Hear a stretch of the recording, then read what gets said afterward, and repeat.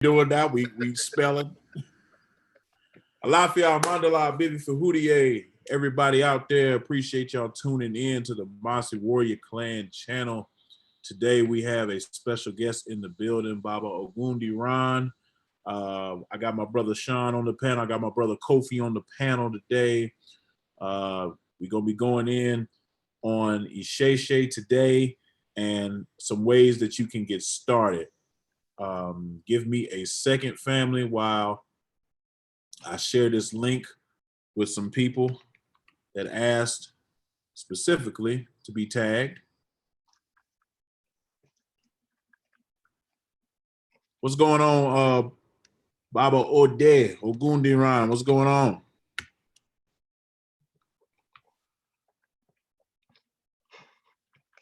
I'm well. Oh, you eat? Man, you over there getting a snack. You didn't see me duck out the picture? No, I'm trying to share this link. I am doing well this morning. That's good. That's good. That's good. Oh, it is Oshe Ogun. So Oshogun Aaro. Oh, era oku omo eni omo eni excuse me. Trying to Ein oku omo eni yan oye oye excuse me. Yeah, Benny. There we go. I'm trying to share this. Okay, I'm gonna duck out for a moment like I did before. Sister Julie. All right. Let me finish sharing this. Got it with her. Let me find Sister Kami. There we go. Oh, you mean Iya Ogun Kami? She hit me up. Oh, cool. He wanted me to send her the link.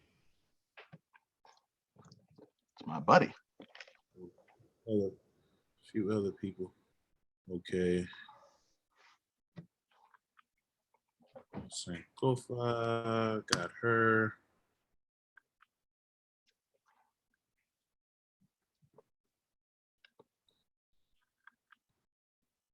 All right.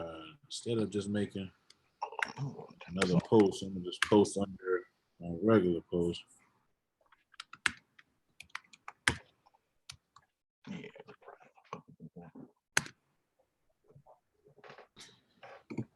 All right.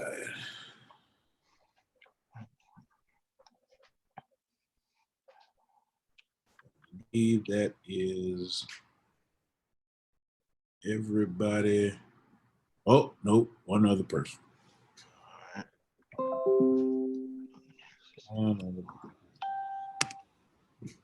Okay.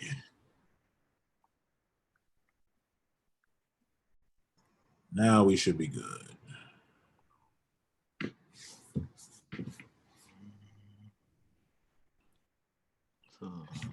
All right. Peace CK the Poet, peace Dave B, Sister Julanda, Ali Dawood L, Force of Nature, peace. Thank you all for tuning in. This is a topic I wanted to get to right after my presentation because I believe mine set the foundation and now we're going to build upon that foundation. So introducing Baba Ogundiran, who is an Ogun priest, a blacksmith by trade. How many years you been initiated, Baba?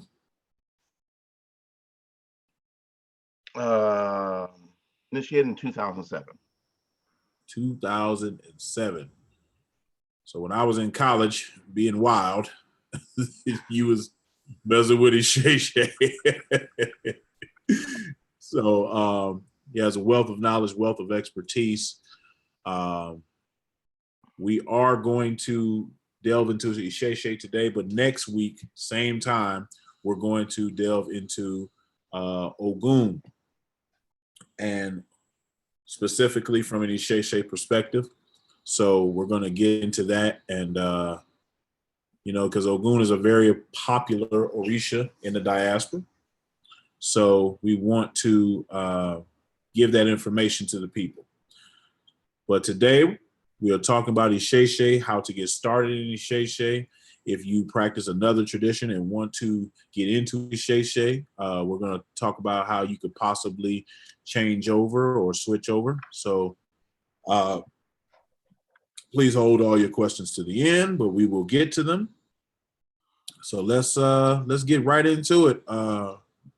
Baba, can you describe how this process is in Nigeria? Because obviously it's a different process. You know, us being in the diaspora, us not growing up in these families. Describe how it goes for people that grow up in that environment. All right. I'm going to keep things very simple because from tradition to tradition and from family to family, there may be some variance.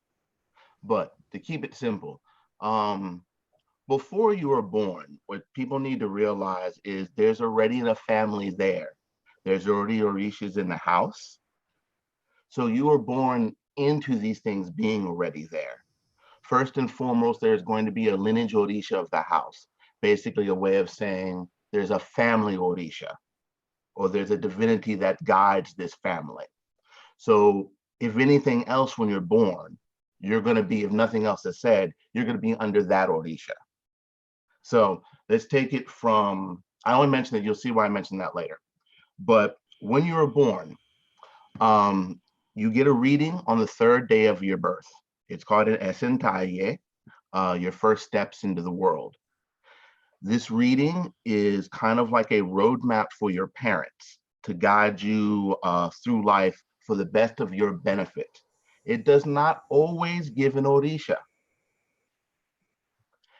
It's not necessarily what it is meant for. It is meant for, you know, that roadmap so that this being or this child experiences the best quality of life as humanly possible. Now, it's not to say that an Orisha will not come up, but when that child is born, he's already born into a family that already has an Orisha to worship. So after the third day, either on the 7th for women or on the 9th for boys, there's a naming ceremony. Obviously, this is where you get your name.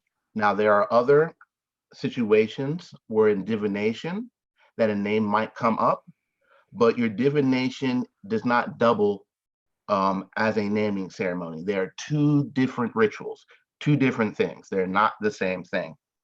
And also, you may get a name due to the situation of your birth. Suppose you come out and you have an umbilical cord like draped around your neck. They will give you a name or what is thought that you carry that name from heaven. So there are several ways to get names. The roadmap itself, which the parents get, it's kind of like, it could be like stereo instructions, very detailed, then it can be very, very little. It all really depends on what falls. So the reason I wanted to mention all that is because you need to remember we are absent from being in the tradition itself, from being in the custom. So when we come in, we don't have a lineage divinity. So a lot of us need to choose or want to choose a divinity because we don't have that anymore. So what has now become important to us in the diaspora is trying to find which divinity is best suited for us to worship. So a lot of times the focus on a lot of divination now, especially when it comes out to the most popular phrase I hear is finding someone's head or knowing someone's Orisha or knowing who you are a child of. It is best to be thought of and look at it as which divinity is best for you to worship. The relationship of why they call it a child, once you figure it out and you start worshiping, that divinity kind of plays a parental role to you. This is where the relationship of the child comes in. So it's not like a zodiac sign and you just get you're under this Orisha and it stays with you forever. But I digressed. the way it is done there, like I said, there's already Orishas already established. There's already a lineage Orisha.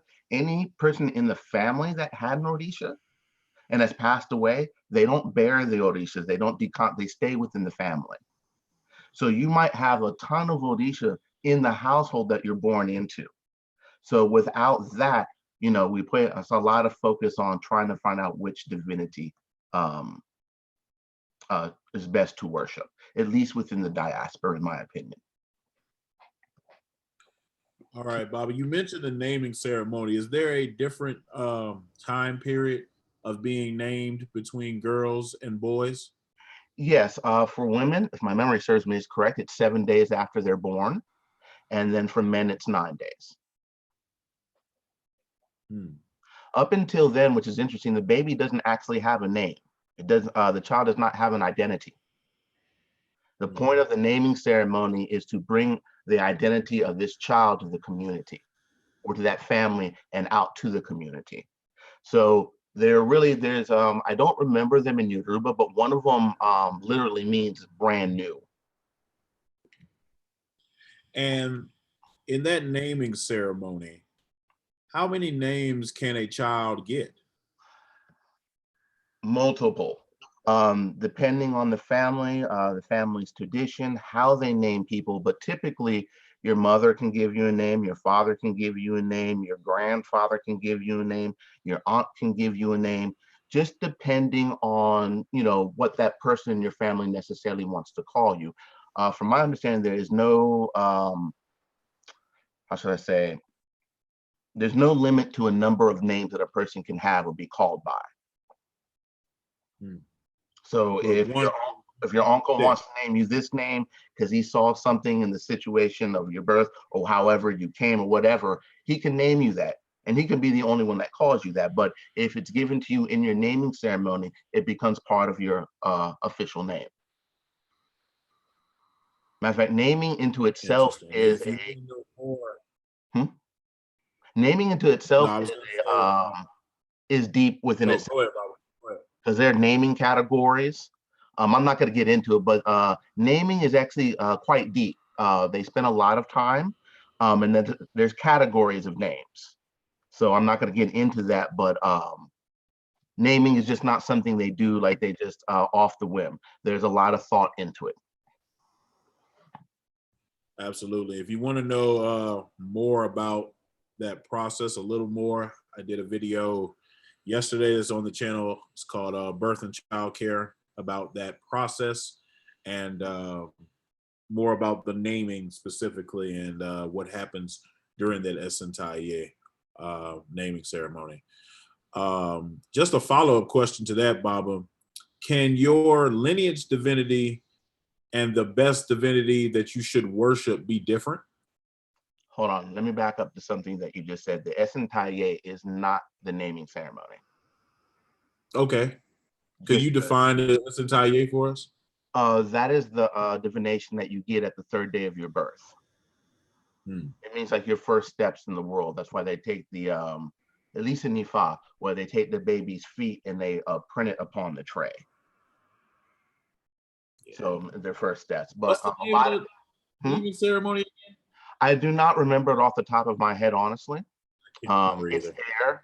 It's not coming to me right this moment. But what was your question? Can your lineage divinity and the divinity best suited for you to worship be different? Yes, absolutely. Because you have a family divinity that you're born into, and then you may have a divinity of what's best for you. It's a deep concept. So there's a divinity that sort of guards your lineage or is of your lineage, and that divinity may be different from the divinity that, as people say, you are a child of. Yes, absolutely. And then on top of that, you may have in the divination, it may reveal other divinities that support you. Not necessarily you are quote unquote a child of, but that may support you in some way. It is not as cut and dry as we have it here to say you are this child, you are only this child. There's a lot of possibilities when it comes to Isese and why a person even might get initiated. Interesting, interesting. Okay, so in saying that, how important is it for you to understand and know or find out which divinity is best for you to worship? It's very important if you're going to want to enter the tradition, without a doubt. That's the point of a lot of what we do here. This is why I don't really like the wording "your head Orisha or a child of," because it gives this idea that it's like a zodiac sign. This is what you are, and then you can go on the rest of your life and you're always going to stay this sign, but you really haven't done anything. The idea of finding out which Orisha is best for you, or if you want to say child of, is to worship that Orisha. Mm. So it's very important if this is like, if you want to get into the tradition in that way, if you want to get into worshiping a particular Orisha, it's very important. Now, you don't necessarily need to get a divination to be in the tradition. Now, to worship a particular divinity, okay, but there are other things you can do within the tradition that do not necessarily require initiation or trying to find out who your Orisha is. Mm. For instance, a And storyteller. right. On that note, what do you feel, or what are some ways one can get into Isese? I know there's not just one way, but what are some ways or some scenarios that someone can get started if they wanted to be in Isese? Um, if they, well, first I would, I have two thoughts about this. I have personally what I hold true to me and what I try to steer most people in the direction of, in my opinion, is first read something, learn something about it before you dive head in first. Because particularly in Isese can be a little difficult if you're coming from another tradition. But you want to be able to ask certain questions. You want to be able to make sure this is best suited for you. You don't necessarily want to dive in head first and 2 or 3 years later and find out this is not for me. So there is, I would really recommend some research. And there's a few good books out there that I do recommend. They're not in the lines of teaching, more of about the tradition or about the people. But after that, continue to ask questions, maybe take a, I would say it's possible to get a divination at that point, but if you're able to find or get a little more information about the culture, a little more information about outside of Orisha, about different things in their culture, I would suggest you go that way too, because the more you learn outside of Orisha, it gives you a backdrop for when you get in the tradition. Because a lot of times in the diaspora, we spend so much time on the Orisha, we don't really focus on the culture, the way they think and the way they view things. But And what are some of the books that you would recommend? The first book I would recommend is by William Bascom. What is it? Give me a second. The Yoruba of Southwestern Nigeria. Absolutely.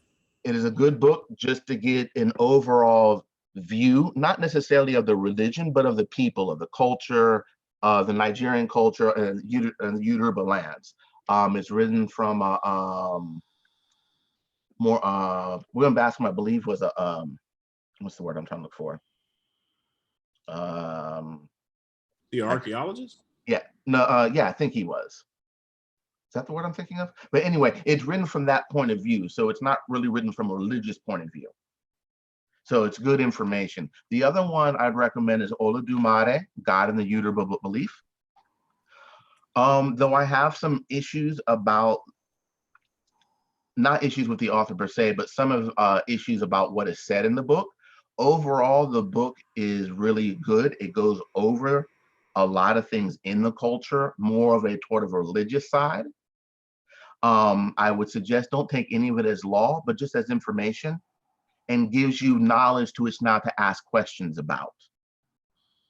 But these are two really, really good books I would recommend of anyone trying to get in, to at least have some background information to be able to ask some type of intelligent question to gather further knowledge and decide if this is what they want to get into.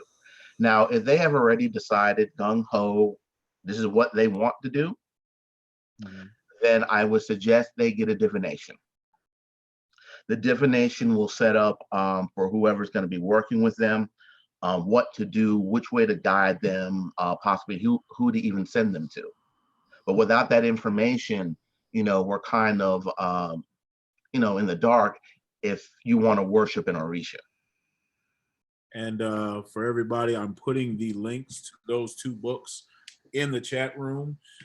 And if anybody watched my presentation last week, you know that there's a problem with most good books. But these two books are inexpensive on Amazon. I believe one of them is $13 and one of them is $24. So get them while you can, before they buy them all up and make them $2,000. Trust me, it is happening. So get them while you can, family. Yeah, people are people are really sleeping on that. The Yoruba of Southwestern Nigeria. That is it's a very good book. Might be listening. Go to Amazon tomorrow. $1,600. Brother Ben. Yes, brother COVID. Your Bible, did he say before anyone join, they should get a reading first? So before joining, we should seek out someone that does divination first and get a divination, and then they will direct us and guide us to who we should or who elate we should go to. Not necessarily whose house you should go to, but which Orisha. But that really depends. The reason I don't say immediately go to get a divination is because most people aren't going to understand a divination. And I've learned just through experience that sometimes, and I'm thinking about doing it myself, making a class just on people to understand the point of divination, how to take a divination, because a lot of people don't know how to apply it. So without that knowledge, a lot of times you get a lot more out of the reading when you have some background information. It's kind of like when we're doing a movie, we're filling in the blue screen. We just haven't brought the main people in yet.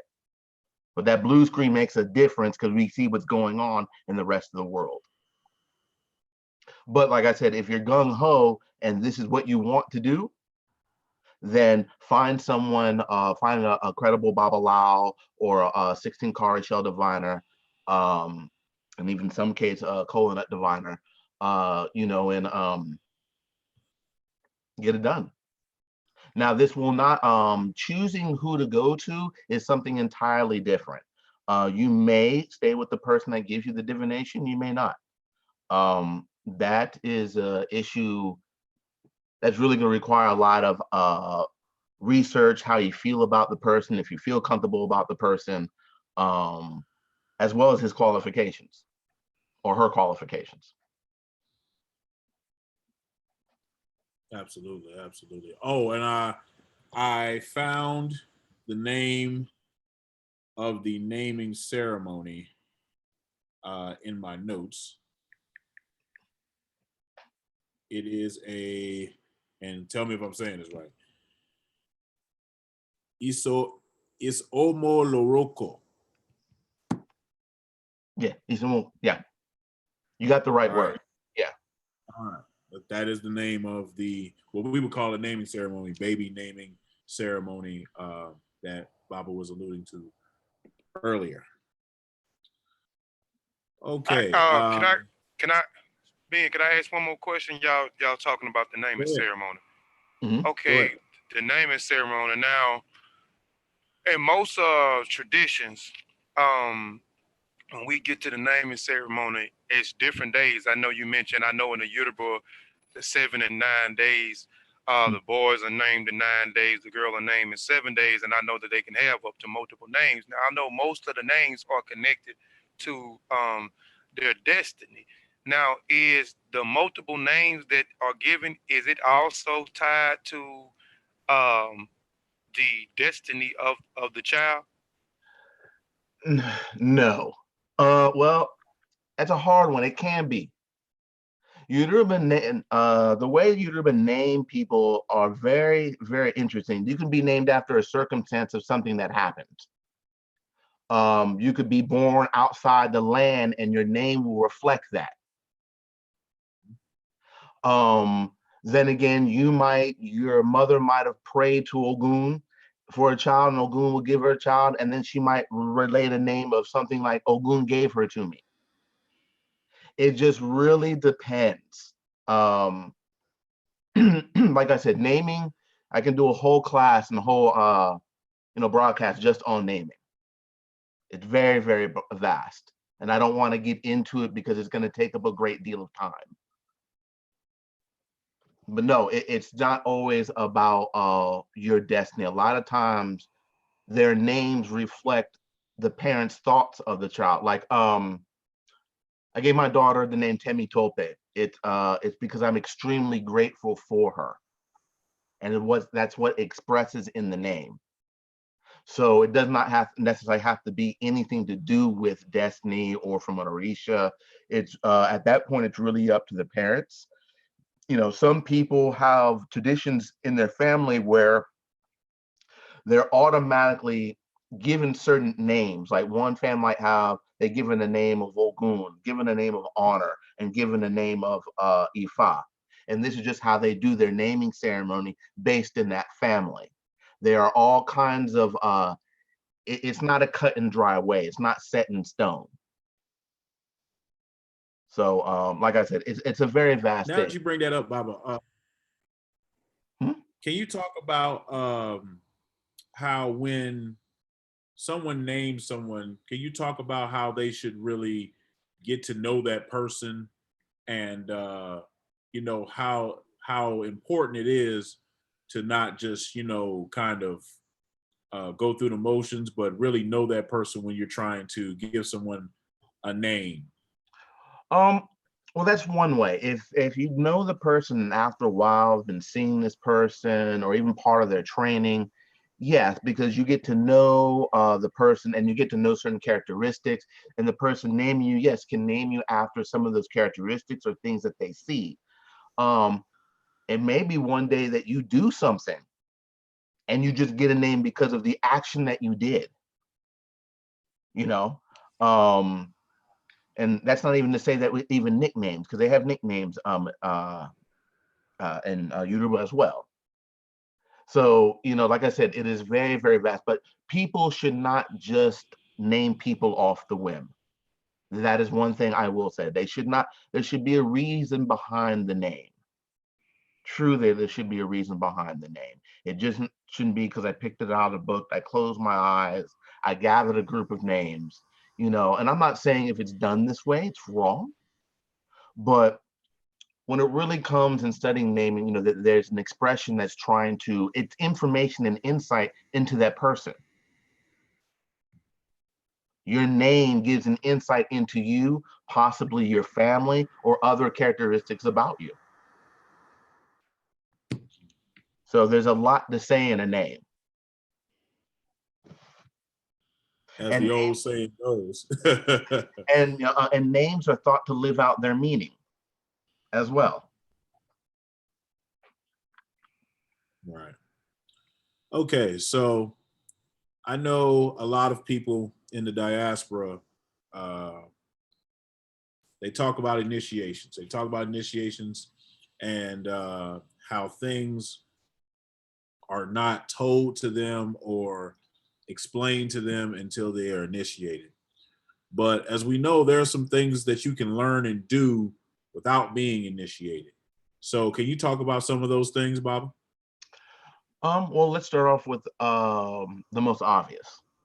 To have any type of Orisha, is going to require certain types of training in OB divination, and there's other things that go into it. This can all be learned by someone who is not initiated. They would have to, if they have that Orisha, they would need to know how to provide. So OB divination can be learned by anyone. Anyone can receive an Orisha and learn OB divination and learn how to communicate with that divinity. That's the purpose of getting the or receiving the receptacle or receiving the Orisha. It's for you to communicate. There are other things. You can learn how to chant Oriki. Oriki, there's nothing set in stone that says you need to be initiated.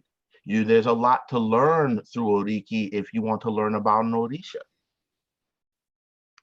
I spent a lot of time early on studying Oriki, studying Ijala, which is the poetry for Ogun, for years. And all the information about the Orisha is contained within their poetry. Now, I'm not saying the ritualistic information, but to understanding the divinity itself, it's there. So if you want to understand a particular Orisha, you're allowed to learn Oriki. It's not forbidden. In the same way. Can you explain really quick, Baba? Can you explain what Orikis are to the? Oriki is praise poetry. They have Oriki for everything. They have Oriki for Orisha, for certain foods, for everything. But in the case of Orisha, it is used to incite the Orisha or to get it active or to turn it on. But when just chanting and learning, it's used as a way of learning about the Orisha. Ori can also could be used to calm down the Orisha, providing you know the names that provide some type of, or talk about some type of cooling effect on the divinity. They even have Oriki for certain ethnic groups, like people from Ile-Ife, people from Oyo. They have Oriki for them people, you know, and it just speaks about their culture, the people in general, and all, you know, just information.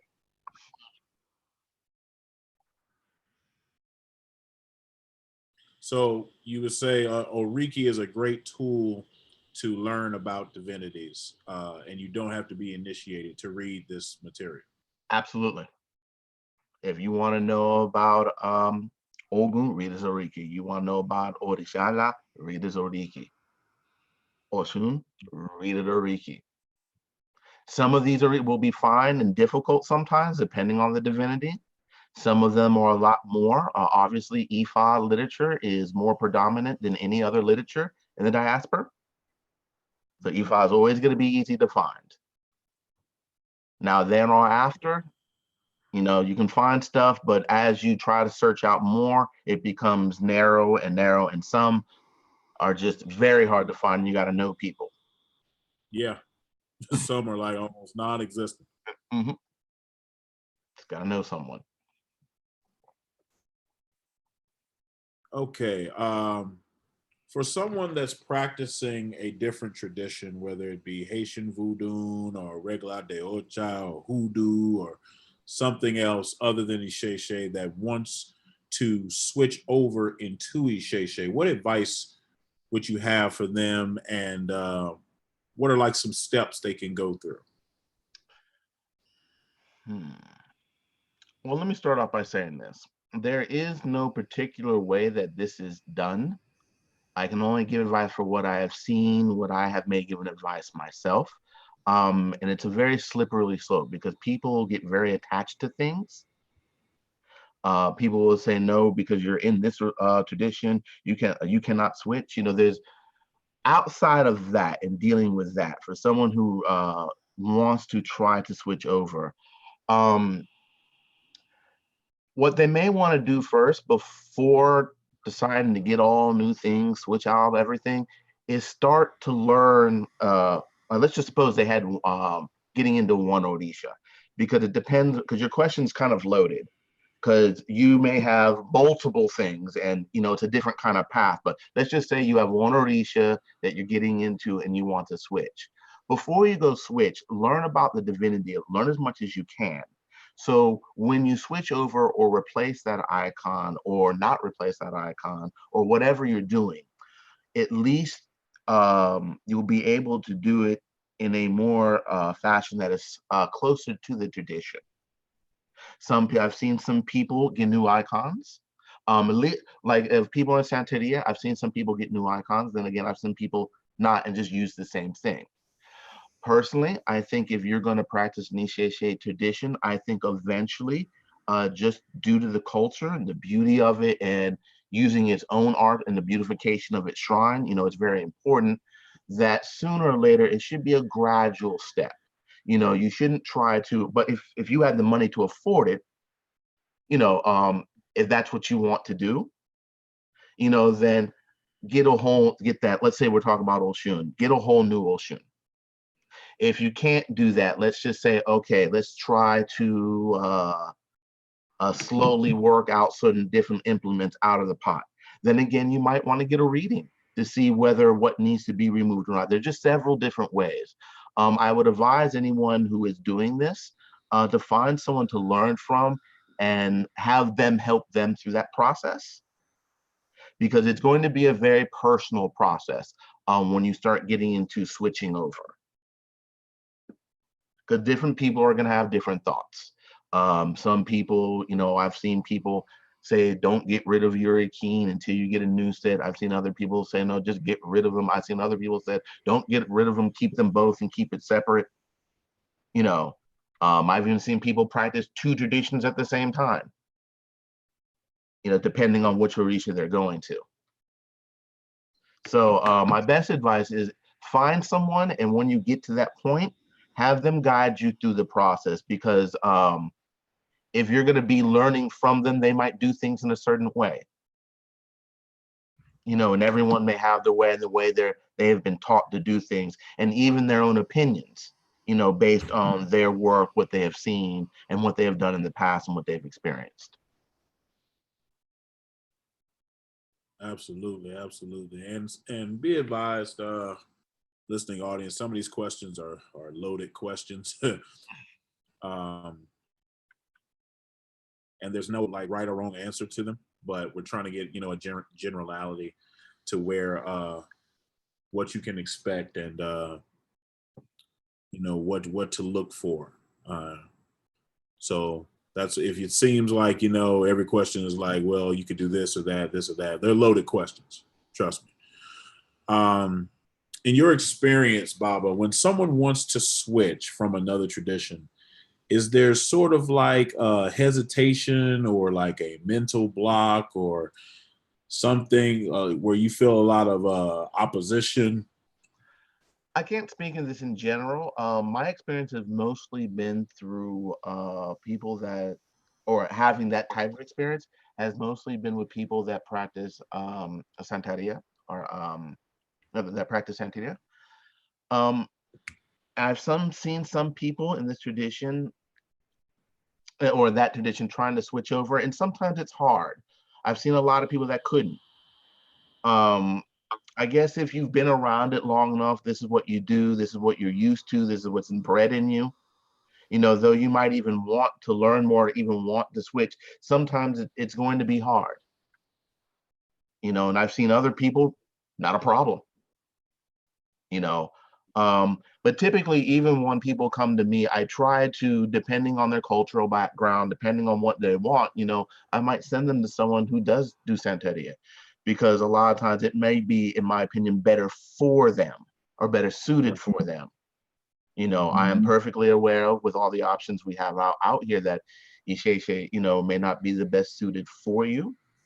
It is compared to some of the others that I've seen in the diaspora, it is tougher. It does require you to definitely learn, and it's not to say you're constantly learning, like no matter what you do, even if you get something and you decide not to get initiated and you just have this one thing, there's still information that's required for you to learn. And that information is going to take you a little while to get, to master, and, to be able to do it efficiently and skillfully. But yeah, there is definitely a lot of learning. Absolutely, absolutely. I can attest to that personally.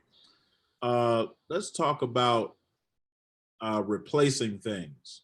If you're switching over from whatever you're switching over, you want to practice Isese exclusively, and like you said earlier, slowly replacing things if that is your choice.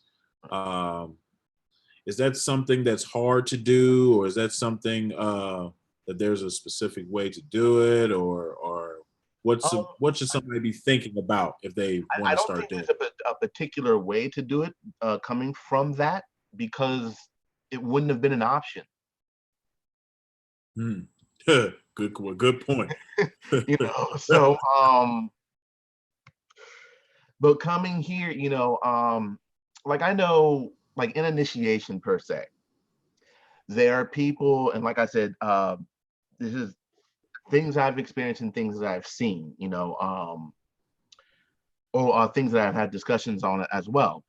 Like as far as like let's say an initiation, you want to switch over. Initiation, you may not have to be initiated all over again. Someone may say you do have to be initiated all over again. Some may say, which is most of the time of my opinion, not all the time, but some of the time, divine on it. It's either whether it has to be done or whether it's just some additional rituals that need to be added. You know, I've known someone that has gone there, actually to Oshogbo, be initiated under Oshun, who was already initiated and wanted to go, and they asked, and it was just, it wasn't a whole brand new thing. It was more of just a little added ritual. I think it was like some small, like 2 or 3 small rituals, and that was basically it. So it really depends on the people you were with and the group that you were with and their mentality. But as far as pots, it's kind of the same thing. And it really depends, because depending, I'm not going to get into what's in versus what's in this pot versus what's in this pot. But let's say we take the 2 pots from 2 different traditions dealing with Orisa. Some of the stuff pot in one, the only thing that may be useful in it from an Isese point of view may be one thing. You see what I'm saying? Or other things, it might be 2 things. So things might need to be replaced out. Some things, you know, depending, you might want to get it done all together. It's also depending on the discretion of the person. Some people grow attached to their things, and there's nothing wrong with that. You know, I'm just of the mindset, you know, if you're going to practice Isese, and I know it's hard, but, you know, eventually there's a reason why we use this type of art. There's a reason why we use these type of material. There's a reason why we use these type of containers. You know, it's just not that we just decide to use them. You know, there's purpose of behind it a lot of times. Even with the artwork that we decorate the shrine with, you know, I see a lot of people decorate different artwork for their shrine using pictures, you know, or modern pictures. And I'm not saying there's anything wrong with that, but in Isese, there is a way to decorate your shrine using traditional things, and it just adds to it, you know. But like I said, sometimes you can switch things out. Sometimes you can add more things to your pot and take away from it to as we can get it to where now, okay, we're all right with it. But then again, you know, this depends on the individual, and it depends on the individual with the pot. You know, a lot of it is what the person's going to feel comfortable with versus what the person they're going to is going to feel comfortable with. You know, it's another load of, that's a very, very hard and slippery slope, because that's dealing with different traditions, how different people feel. You know, and I'm not trying to offend anyone. I'm just trying to give, you know, advice. Yeah. All right. Moving into our next question. Can you practice 2 Orisha traditions at the same time? Okay, I'm going to ask you something. Do you mean 2 different traditions from like Isese and then practice like Santeria? Or do you mean practice 2 different Orishas in Isese? No, like Isese and Regla de Ocha. You can. Oh, here we go. I know what you mean when you say you can. You can. I don't necessarily, because I mean, it just makes it hard, because though the traditions will share more similarities than differences. In practice, they are drastically different. So you can't go from a 7-day calendar where you're only providing constant worship on Monday to an Isese calendar, which goes every, well, depending on how you count it, but it's a 5-day calendar. We would count it in 4 days. And then try to do that Orisha on this day and another Orisha on another. Or let's suppose the Orisha and Isese pops up on that Monday. Is that not right? Because that's Eshu's there. You see what I'm saying? So it creates a lot of difficulty. A brother in the chat, Phi Lighten Tis just said, that's going to be stressful. Imagine the week. Right. Exactly. And that's going to be crazy.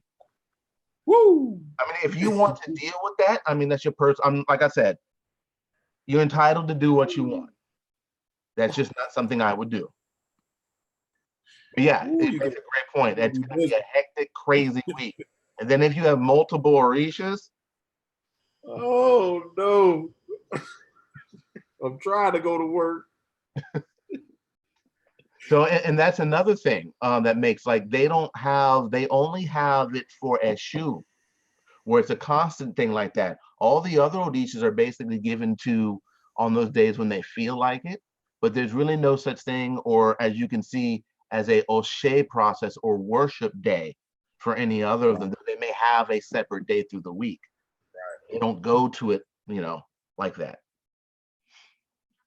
You're late for work because you're trying to do your Isese and recline at the same time.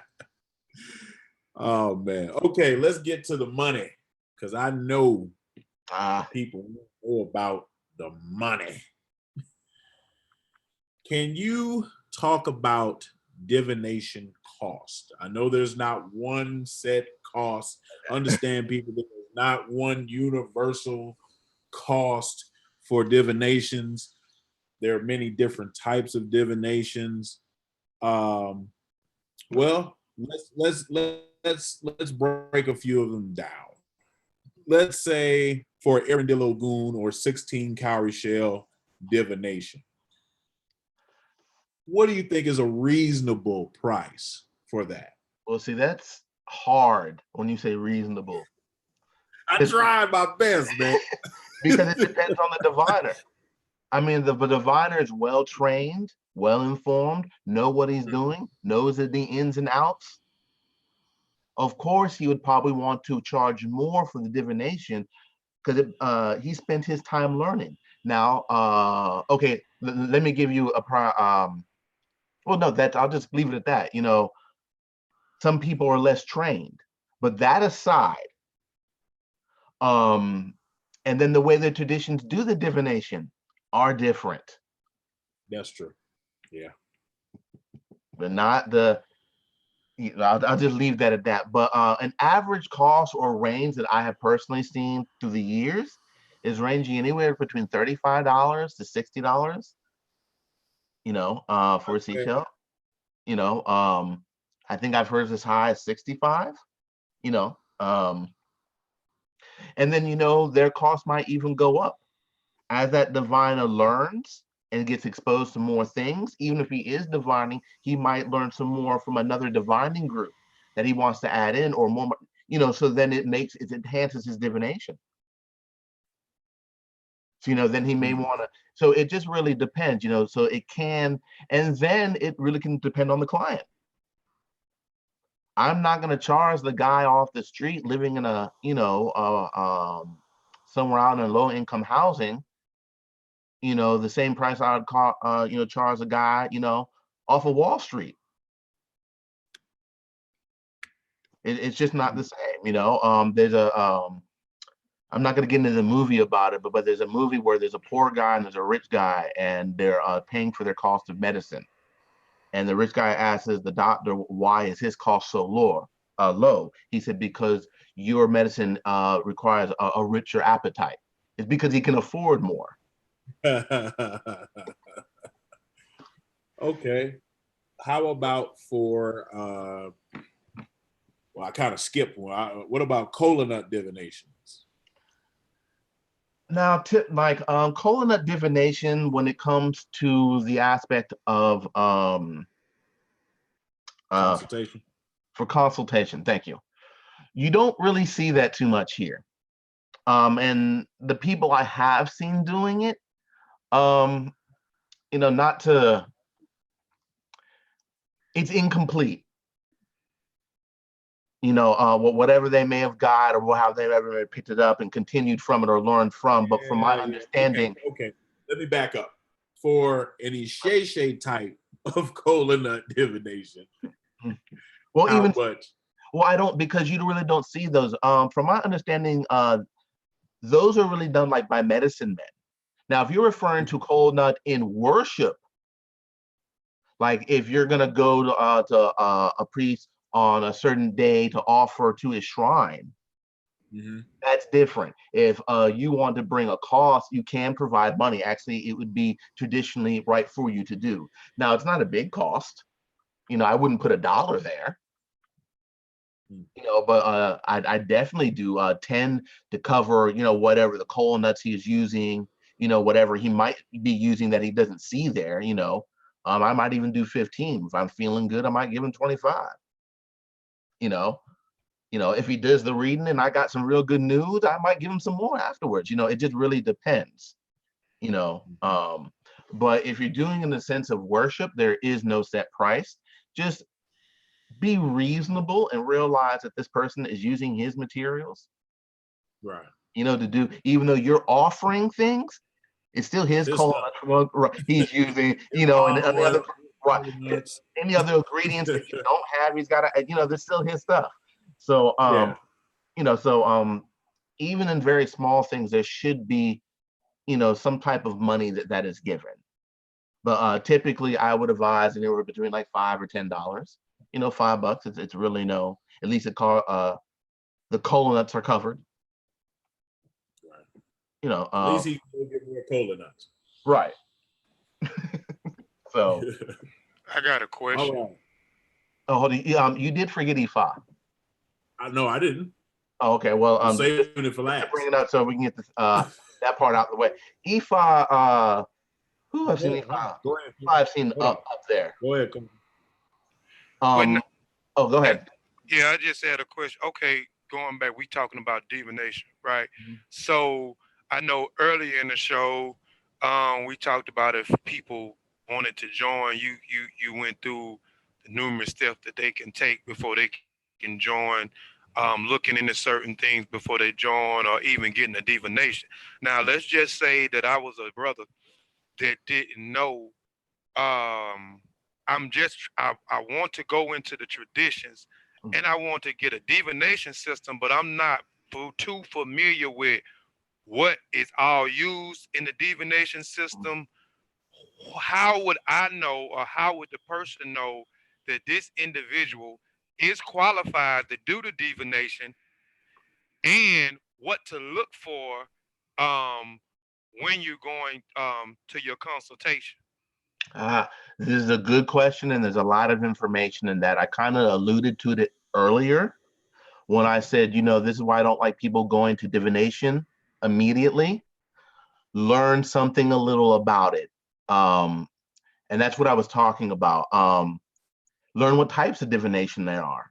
Because just because you see Ifa divination, or where they have their two types, which is dividing with the Ikin and the Opele, then you have the 16 Kari shells, you have 3 shells, you have 4 shells, you have 8 shells, there's palm reading, I believe, there's water gazing. So this is what I mean by getting a little more information about divination altogether. But when it comes to the ones that like Ifa and the 16 Kari shells, there are certain qualifications that you probably should look for. I don't want to get into that right now. If you do want to hit me later or talk about that later, because that's a class within itself. Because there's certain things you would have to know, certain things you want to look for. You're only going to know but so much. But there are some red flags that you can spot. But like I said, I don't want to get into that right now because of time-wise. But definitely there are some things that you look for. The priest should be qualified, well-trained. And well-trained is kind of, how should I say, it's relative. Absolutely.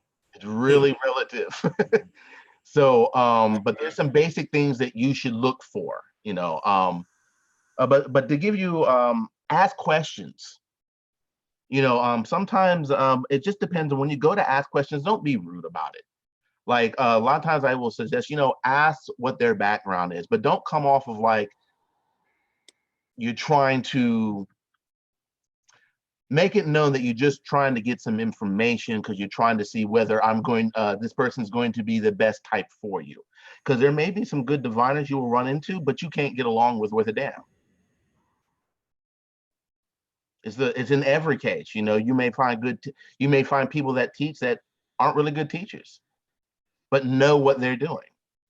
So you know, there's that that human element. But like I said, I don't want to get into it. I actually give a class on it. Of very different types of divination systems for people just coming in the tradition. And I go over of what to look for, what to expect, and some of the protocol as well. Because sometimes when people go there, there are certain things that the person should do that we typically don't do because they're not of the culture. And we're gonna get into, you know, the services you provide at the end of the broadcast. If anybody wants to take a course or anything that you provide, we will get into that and talk about that at the end of the interview for people that are interested. Now we got to get to the big boy. Ifa divinations. We talking about Opwele. We talking about Ikeen. What is the price range for those babalaos? How much they gonna hit you over the head for? I've seen, okay. I typically, yeah, this is because it's through the years the price has gone kind of crazy. I've seen anywhere from $50 to like $100, honestly. Some of them, like I would say $100 is a little, you know, up there. But I would personally, but it would depend. If I knew the person was on point, knew what they were doing, well trained, you know, if they had certain, I was like, okay, I'll do the little extra money because I know of the service that I'm going to get. Hopefully, you know. But yeah, it's most of the time I see anywhere between 50 and 75, but I have seen it go as high as 100. Okay, so the general consensus, family, is they should be hitting you for $300, $400 No, not out for initiation. No, For a divination. So I wanted to get that out there because, as you know, there are a lot of people that take advantage of people's ignorance in the tradition and hit them with unimaginable prices that you'd have to take a loan out to pay for simple things. So I definitely wanted to get that out. But now let's get to the other question that. But before I go, because there's another thing that I don't think we brought up during pricing. After the divination is done, the price of the cost of the work. Now this is where it can get you. This is where it can get you, and depending on the diviner. This is really where a lot of skill will come in, and you pay for that work if the person is really skillful. I'm not going to get into how much or how less something should or should not be, because in this part of it, there really is no, you can't do that with sacrifice. You just can't. It can be up there, or it can be way down there, just depending on what's come up, what's said, what the divinity wants, what it doesn't want, what work needs to be done, what doesn't need to be done. So, but typically in divination, where it's going to hit your pocket often is the sacrifice you have to do afterwards. And like I said, for people that are skilled at what they do, there's a reason why it's that much. Now, there are some people that, you know, aren't as skilled and doing things, you know, way overpriced. Yeah. You know, that's one thing, but each individual to themselves, you know, and what they do. But yeah, if you're gonna see like 150, 200, 300, 400, 500, just depending on what is said, you know, could be up at 6, 8, you know, just depending on, even depends on what you go for divination for. Depends on what work you're getting done as well. Right. Or what you ask for. Yeah. So it just really depends. There is really there's too many variables in that. It's also your demographic, you know, because we were talking about the price of birds in Atlanta versus the price of birds where you live. And if you had to come here, you'd be mad at the motherfucker. Right. You know, it's apparently Atlanta is taxing. No. And I did not know this until you know, talking to you. I'd rather be there because, you know, I got to travel an hour there and an hour back just to get birds. That's been 2 hours on the road. So yeah, and that makes it different. And then depending on the price of stuff, like I remember talking to someone in New York and they were asking me a pricing on a 4-legged animal. And I'm like, well, here, I can get it for 150. They're like, it starts with 250 there. So that's another thing. Pricing and even some of the things that you have to get depending on where you are may change. It's another reason why there's no really set pricing for stuff. It just depends on where you are and what you have access to. And what you don't have access to, how much it's got to cost to get it to you. Understood. So let's talk about initiations, because you know, initiations can vary in price. So let's talk about let's put Ifa divination. I mean Ifa initiation in a separate category for now. Just for now. Man, hey, sometimes, especially in the diaspora, you know. Well, even Ifa divination is probably one of the most costly. I don't want to say is the most costly, but I wouldn't be surprised if it is the most costly. Yeah. There's a lot of stuff from my understanding that goes along with Let's talk about. Oh yeah, absolutely. So let's talk about Orisa initiations. What is a number that would make you go, oh hell no? And what's a comfortable range for a Orisa initiation besides Ifa?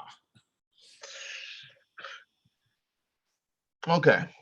Uncomfortable, 15, 20,000. Ah!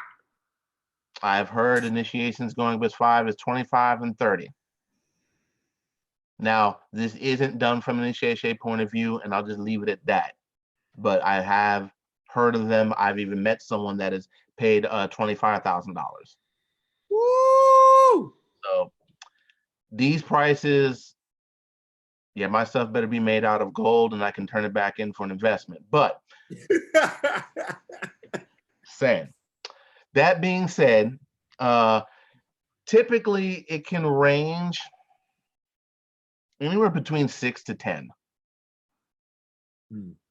For Isese, anywhere between 6 to 10. Sometimes it's going to be lower depending on the divinity. And then depending on sometimes if you're given the option, how long you stay for or what your availability is sometimes. Or sometimes you're given the availability of how long you can stay versus if you can stay that whole length, which will also determine a part of the price. You know, if you're there for 3 versus 7 or 7 versus 16 or, you know, 16 versus 3 months, you know. And that varies with the divinity, family. I've heard of some initiations lasting up to 3 weeks. So, you know, the price may vary. But as he said, you know, 20, 15,000, those are ridiculous. But, you know, it really depends on the divinity sometime and how long you're going to stay after the initiation process, because they may want to give you some training afterwards. You may stay and get some additional training, find out how to do some things, how to do worship, how to do everyday, day to day with your new objects, how to pray to those objects, how to whatever you're trying to do. So that may, like you said, they may give you that option. Hey, what's your availability? Now, those of us that got to go back to work, you probably ain't gonna be able to stay 2-3 weeks. So that's probably going to lower your price if they give you that option. That's another thing, though not necessarily part of the discussion. If anyone is going to get initiated, and this is in any tradition, I don't care what it is. As far as Orisa, the only ones I can probably really speak about, whether it's from Cuba, Brazil, when you get initiated, it is not so much the initiation that's really going to matter, which it does, but where people run into the problem is initiation isn't going to carry through your training. If you don't have anyone to train you when you get back, it's going to be a problem. You're going to have an Orisa and not know really what to do with it or where to go with it.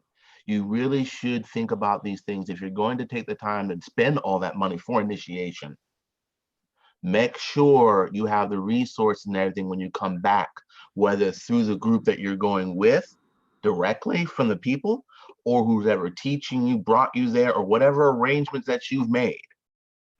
Because it is not a pleasant feeling to spend all this money, be all excited, go to Nigeria, get all this beautiful stuff done, and come back and then realize that you have no way of no growth in it because you have no one to go to or no one to teach you.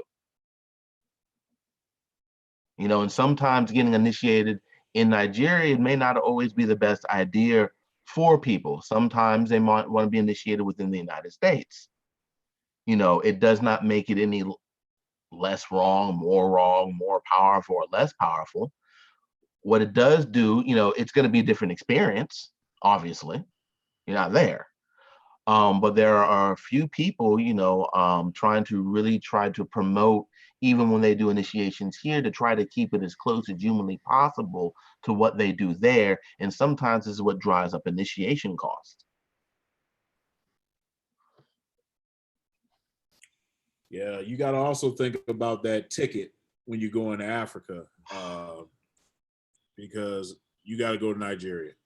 So from my experience, first of all, Nigerian visas are not cheap. That's number one. Number two, you got to buy the ticket. So that's going to be at least, well, depending on where you live, but I would say at least $1,200 to $1,500 because that's a 13, 14-hour flight. So you got to also think about that when you get a price. Now, I do know some Babalaos in Nigeria that will lessen the price of initiation because they know you're paying for a ticket and everything to come over there. But that depends on the person. You're not going to get that with everybody. So that's something to think about if you're going to Nigeria. And like Ogundiran said, it's important to get someone who wants to train you, because terrible feeling to spend all that money and then you don't hear from this guy hardly, and he's in another country where you can't just go knock on his door. So, just something to think about. Go ahead, Baba. Also, I thought you were going to mention it because I know you have experience in it. The stuff that you have to get done medically before going, and some of the medications like the yellow fever, was the pill that you got to get for yellow fever? Oh, you got to get the yellow fever shot. That's which, not cheap in the United States anymore because they don't carry the yellow fever at your CVS anymore. You will have to probably go to like a CDC or something like that. So that's not a cheap shot. Trying to remember how much I paid per person. I want to say between $300 and maybe $500. Then you got your malaria. You gotta give them malaria. Well, they got the pills. Don't get the shot. The shot is not 100%. Get the malaria pills, so you can just take them. Fortunately, I get malaria pills for my job. But and don't go over, no, please. This is off subject, but don't go over there being Superman thinking that only white folks get malaria. Please don't do that. Everybody gets malaria. On the ground, Everybody. happened to a teacher of mine. Baba went over there at Nigeria thinking that he was all good, caught malaria. And when I talked to him on the phone, he sounded like he was dying.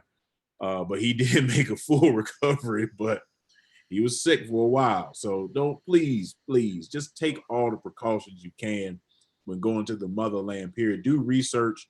One of the things that I do is I go on the Department of Homeland Security's website and look and see what the requirements are for entering the country.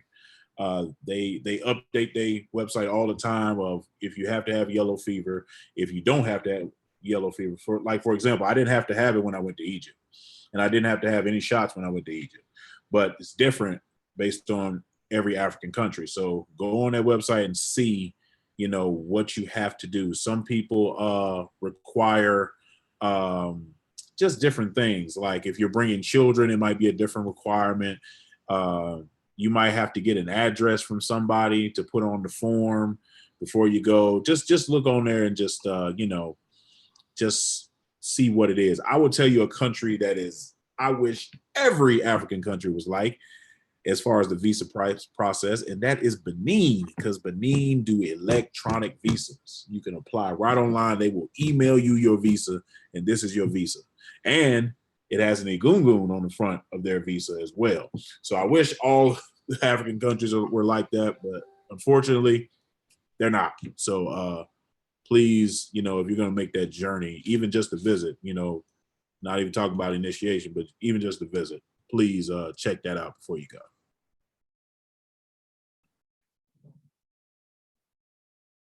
All right. I think we're on our last question. Are we done? Are we taking questions? I believe that was the last question on our end. I know there were some questions in the chat. If you have any questions, please ask them now.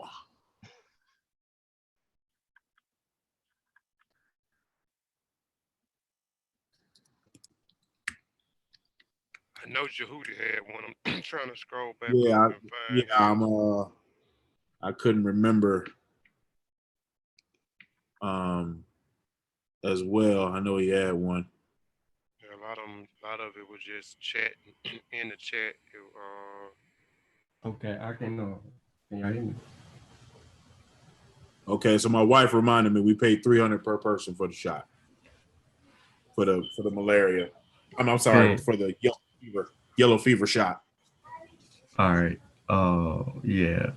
Let me start with T. T says, so he was going back to when you were talking about naming ceremonies. He said, so our names can be our destiny. You wanna get that one? Baba Ogundiran?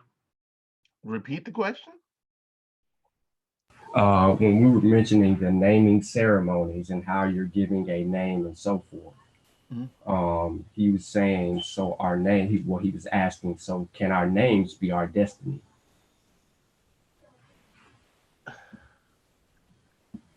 Not in the way that I'm looking at it.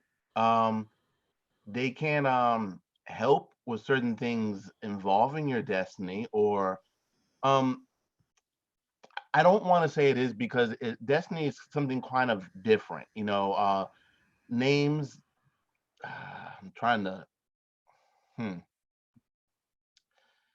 Names are not necessarily given based off a person's particular destiny. It's not to say they cannot be, but typically they're based on a situation at birth, a situation that may have happened in the family at the time of their birth, where they might be located. There's so many different variables. Just to say that it's based off of or that you're named after your destiny would, at least in my opinion, be incorrect. but your name can reflect a certain part of your destiny. If you were, let's say it's part of your destiny, I'm trying to think of an example here. Let's say it was part of your destiny to be a powerful warrior, and then you get a name having to deal with some type of bravery, then it can reflect that, but it's not generally given because of your destiny. Does that make sense to y'all? Made sense to me, but you know, I didn't ask the question. But Yehudi question is, how has becoming a practitioner changed your life? Woo!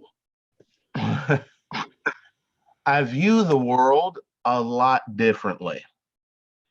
As far as the way I perceive things, perceive life, perceive nature, perceive people, it has changed it a great deal.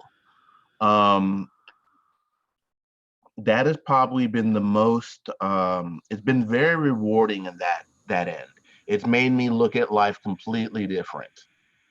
And how life interacts, or how we interact with life in general, in our environment and with people. It has really changed my perception on a lot of things, and how even how I view Orisa. It's hard to explain because it's not just one thing. Like, I don't know if I can even think of an example. Well, I'll just say, yeah, it's changed my perception more than anything, in a very good way that helps me relate to the earth itself, to people, to the Orisa, and understand. Well, there we go. I have a better understanding of why things happen and why we do things what we do and why we use Orisa. Now, as far as the betterment of my life, yes, there has been certain things that it has bettered my life in, definitely in the sense of protection, and saving my life per se. Definitely there, at least of what I contribute to it. But most of all, it's changed my perception and view on life.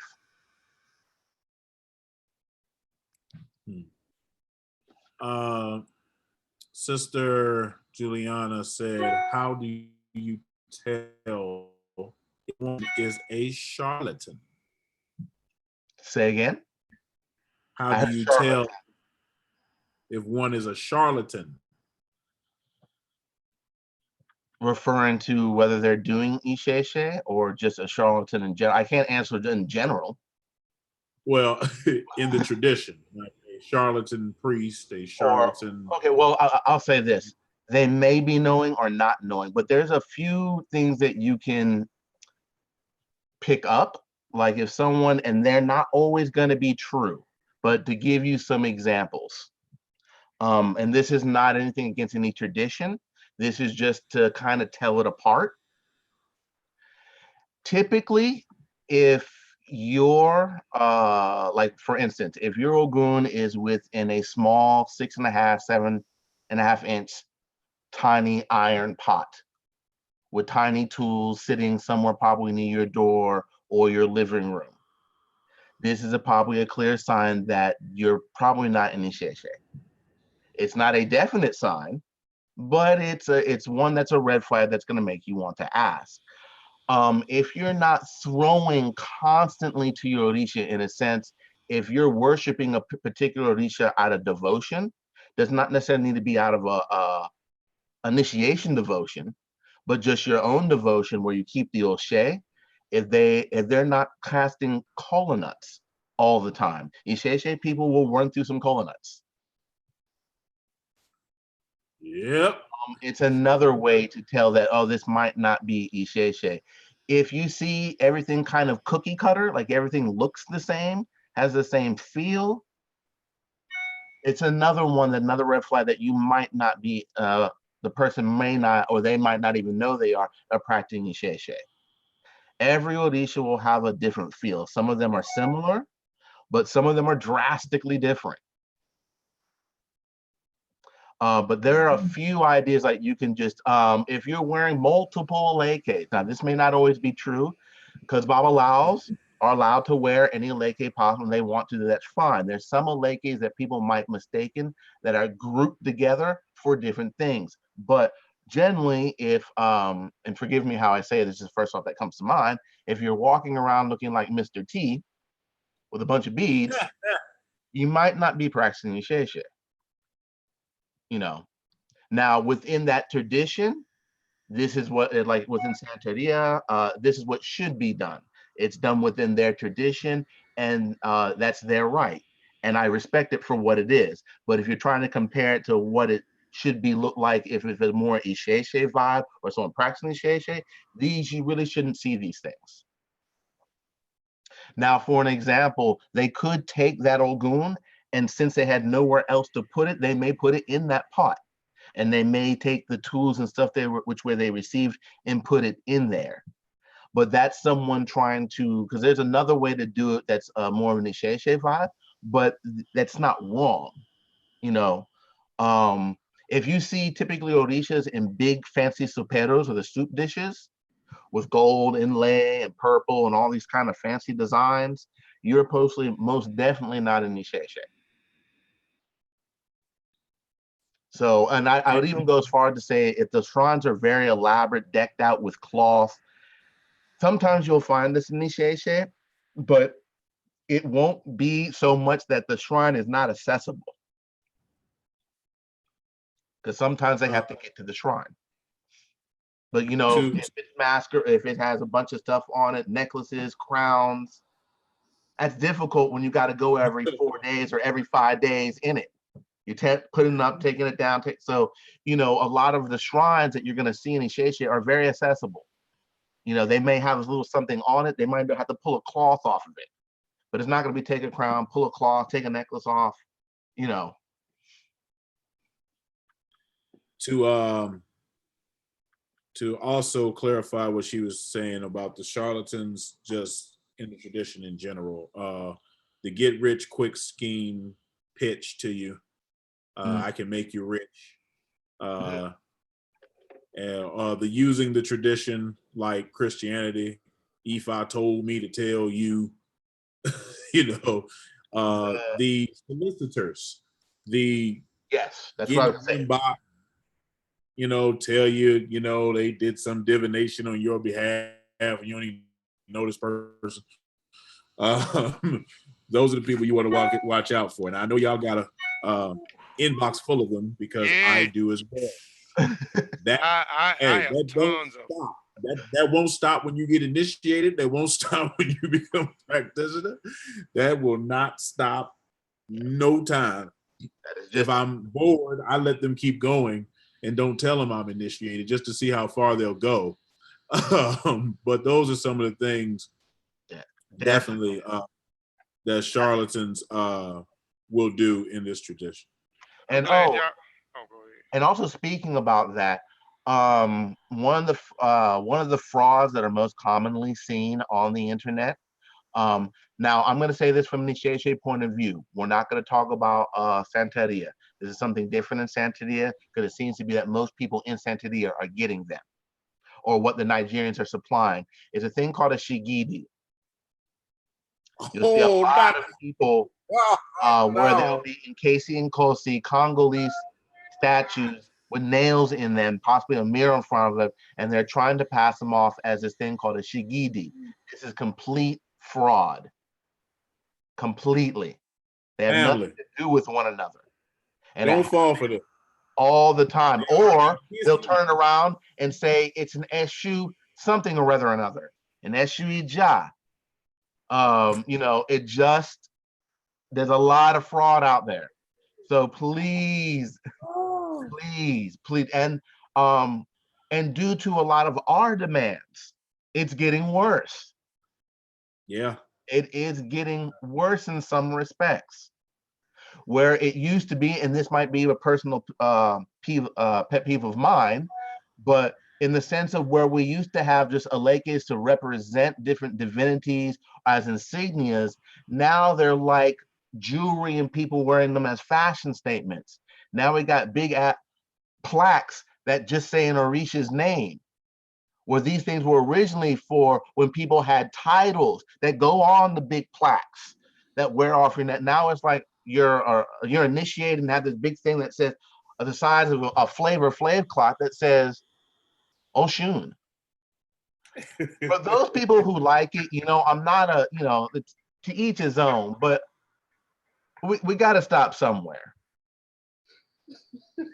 We really do. Speaking of titles, in my experience, if a person has Babalao in their title on Facebook, watch out. Yeah. Because Babalaos don't feel the need to do that. And trust and believe, there are people on the internet that are pretending to be Babalaos. So just look out for that as well. Babalaos do have names, so they usually just put their name, but they have Babalao in their title. Thank you for reminding me of that, Ayaba, because that's a big one. So, the boasting of I'm the best Babalao in this region and all that, I'm not messing with you. A brother Cosmic asked, what about a 9-day week system? No, we don't have a 9-day week in Isese. There's a 5-day week.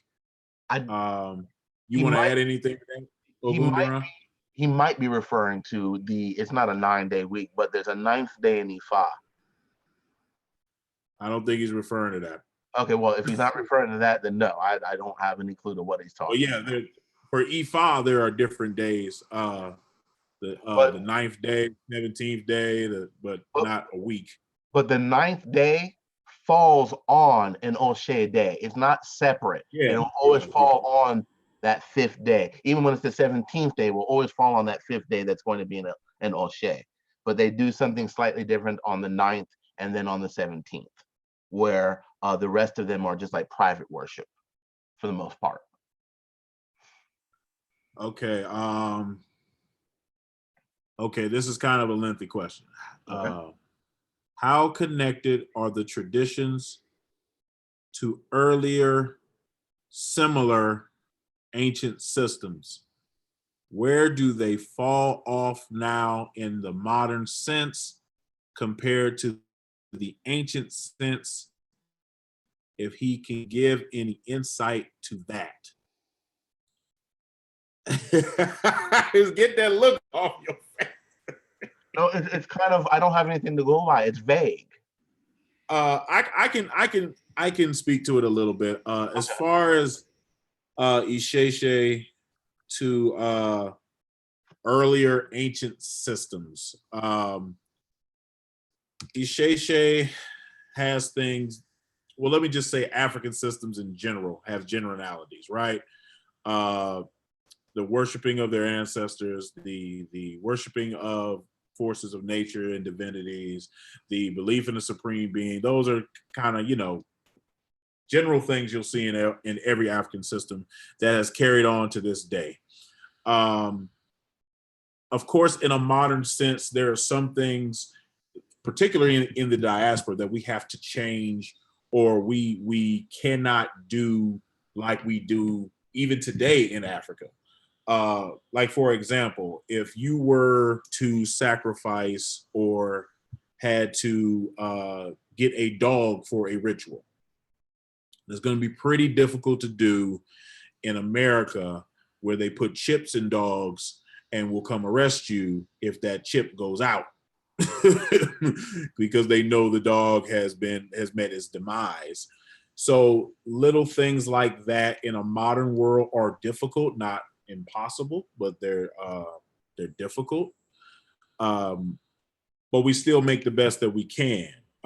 In Africa, they don't have those issues. Those are more our issues here in America. But I hope I gave a little insight to what you were trying to get insight on. If you want to add anything, Ogundiran, if not, we can move on. I'm fine. Brother Nyangumi Muuaji says, forgive my ignorance, but please share with me the reason why I need initiation in today's world.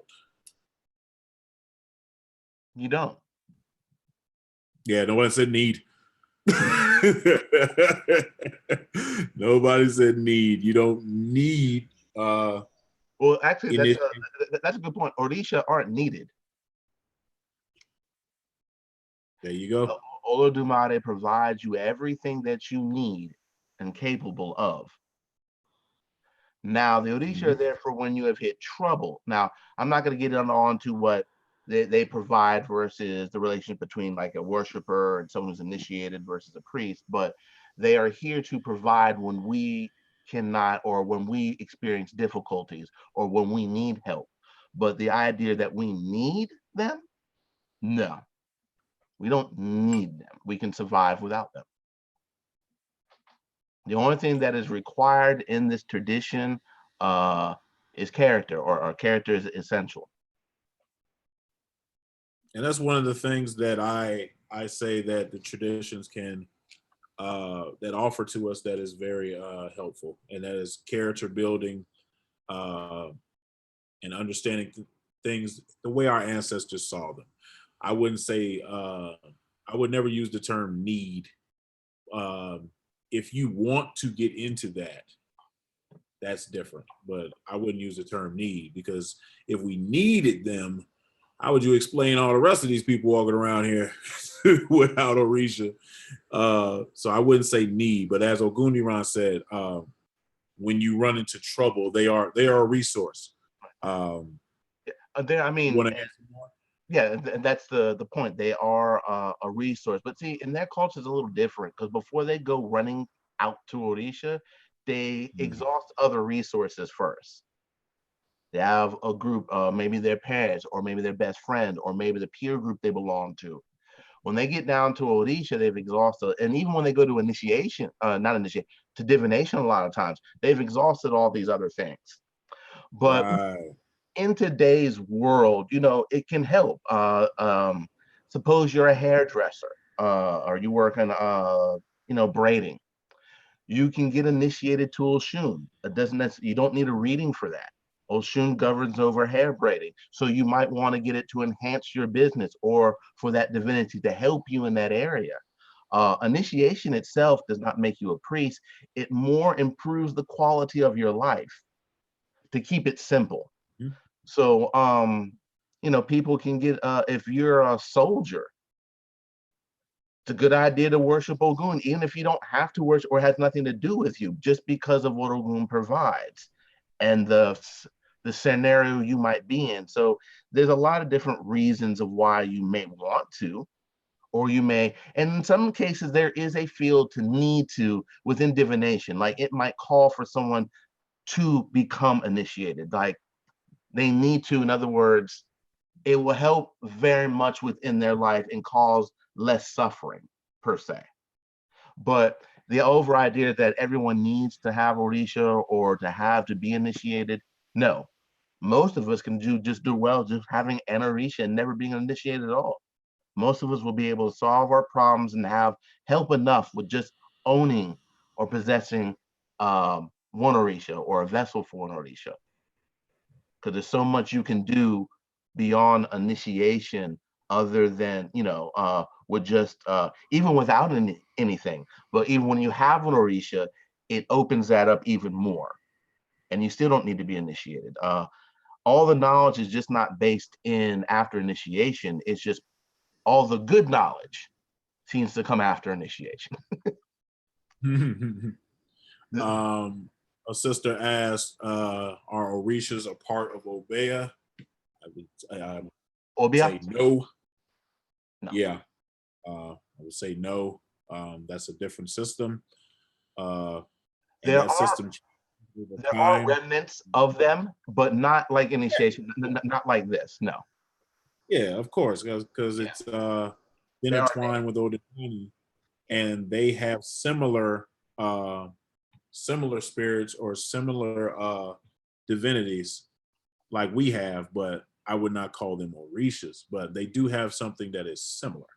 Well, they do have, I don't know if it's a new introduction. I don't think it is, but it's kind of like how voodoo has Ifa in it, but it's not really, they have Right, the name, you know.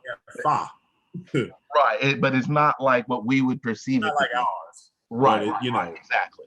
But there Fa. you might find a name or of an Orisha in it somewhere. But yeah, Yeah, absolutely. It is completely different from Obia. Absolutely. In one section of OBI, I know they call their divinities Elusies, but you'll see some divinities that are over the same responsibilities as Orisha, but they're not Orishas. They don't call them Orishas. You know, they have a different name for them. Some have different attributes and characteristics, but similar. It is similar. Okay, I'm Heard that word in a scanning long the time. chat room. Obia. Obia. And I did a presentation on Obia that's on the Mossi Warrior Clan channel. If you want to search for it, gives you the history of Obia and how it came from the Ashanti people and all of that. So check it out if you're interested.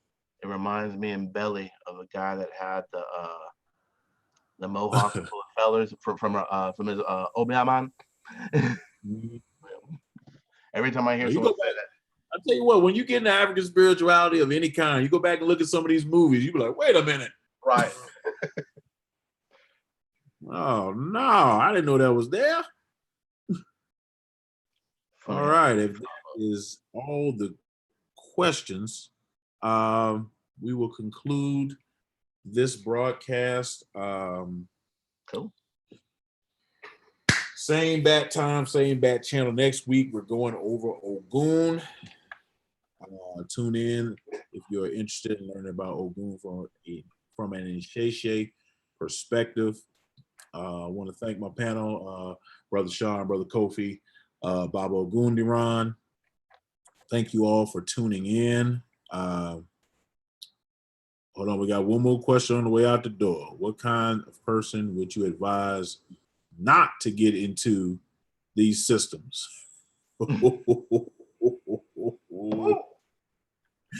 I'm not going to answer that one directly. I'll say this. I normally have a saying, but I'm not going to do that. What I'll say is this. If you are emotionally unstable or have other problems within your life that does not necessarily have to do with spirituality or Orisha, you should not try to come in this and try to find those results within Orisha. I always say that because I see a lot of people do it. A lot of people do it. So, and one more, those who do not, especially with initiation, those who do not want to study, feel like studying, or want to learn, you should not get into this. It is not for the weak of mind. You will be constantly learning. When you first get your things, even when you get the basic things, you will learn. Like for instance, you will learn a lot. You'll learn a lot. Compared to other traditions that may be out there in Orisha, and see what they may do to their particular Orisha, on certain times, it's much different. Much different. Oh, before we go, your services. Ogundiran gives classes on a variety of things, Ori classes, Eshu classes, Ogun classes, different divinities, basic courses in the tradition. He does cowrie shell divination, 16 cowrie shell divination every day Ogun. Is there anything I am missing, Baba Ogundiran, that you would like to put out there? Blacksmithing. I provide traditional iron implements for a lot of Orisha. That'd be one. No, I think I think you pretty much cover. I also provide tutelage for Ogun when people training to want to become initiated to, and then after initiation. And I think some of the other ones I do for basic starting people, OB divination. I do lectures on quite a few things. And I do give quite a few classes, introductory classes on quite a few Orisa. To list them all out, I'd have to think about it. So just Ilearo, if you're interested, just hit me on my Facebook page. That's ILEARO. Hit him on his Facebook and get those classes, get that information, and see if you want to become a student and start learning about the tradition. I got one final question for you, Baba. Are you teaching my wife today? I was planning to. All right, then we got to go.